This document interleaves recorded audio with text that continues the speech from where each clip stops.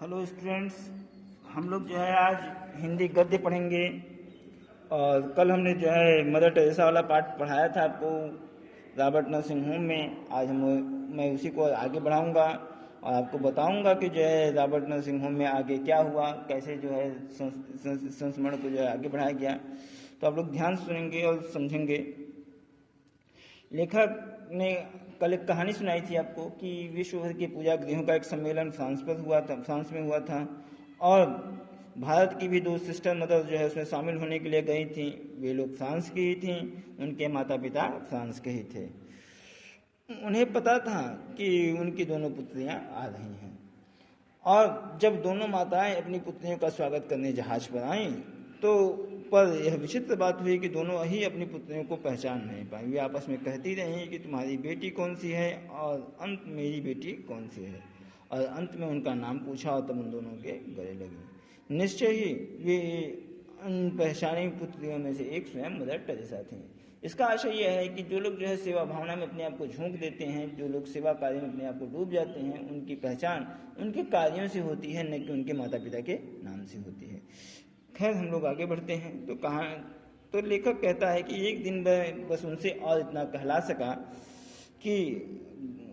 सका। घर से बहुत चिट्ठी आती है तो मैं यहाँ के किसी स्थान का फोटो भेज देती हूँ। अर्थात मदर टेरेसा कहती हैं कि जब उनके घर वाले उनके बारे में अधिक जानकारियाँ चाहते हैं, उनके बारे में पूछते हैं, तो वे उनके बातों का उत्तर न देते हुए यहाँ के किसी एक स्थान का फोटो भेज देती हैं, यहाँ के किसी जो है व्यक्ति का या किसी अन्य का चित्र भेज देती हैं, जिससे वे समझ सकें कि उनकी पुत्री किसी जो है कार्य में लगी हुई हैं और उनकी पुत्री क्या कर रही हैं। लेखक बताते हैं कि रोगी का रोग पूरे उभार पर था और रोगी के लिए असह्य। मदर टेरेसा ने कहा कि मैं आज तुम्हारे लिए विनती करूंगी। उस समय उनका चेहरा भक्ति की श्रद्धा से उद्भासित हो उठा था। आशा है कि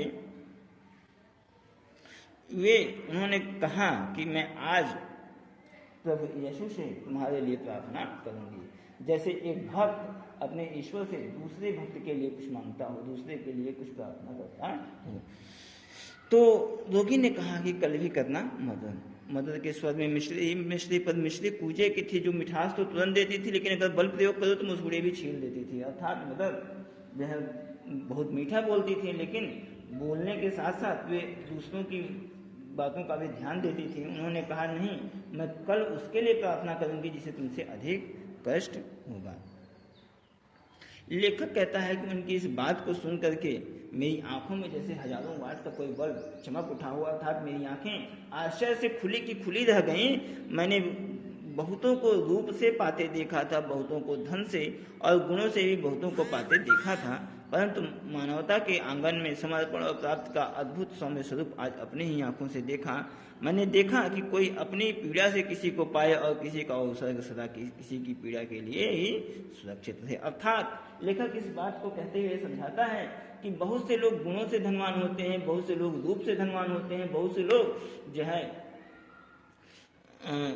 लोग जो है अपने धन से जो है सम्मान पाते हैं, लेकिन मदर टेरेसा जैसे लोग जो समर्पण और प्राप्ति का अद्भुत सौम्य स्वरूप है, सौम्य मूर्ति है, ऐसे लोग जो है दूसरों के लिए ही अपने जीवन का उत्सर्ग निछावर करते हैं, अपने जीवन का सर्वश्रेष्ठ दूसरों की सेवा के लिए ही समर्पित कर देते हैं।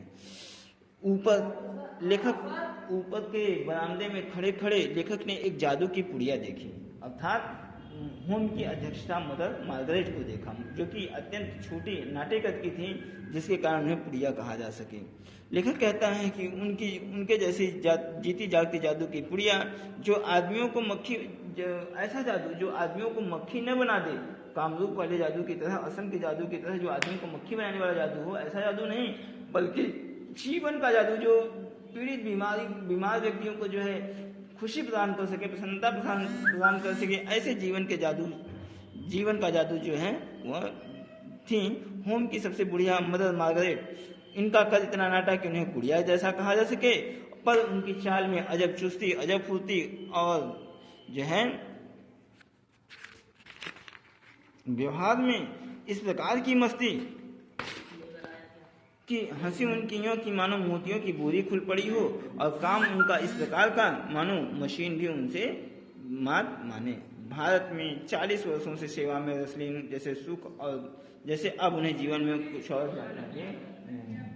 आशा है अर्थात वे भारत में इस प्रकार से सेवा में लगी हुई हैं कि मानो जो है वे अब जीवन में और कुछ नहीं जानना चाहते और निरंतर अपने जीवन को जो है सफल करते हुए सेवा करने में लगी हुई है।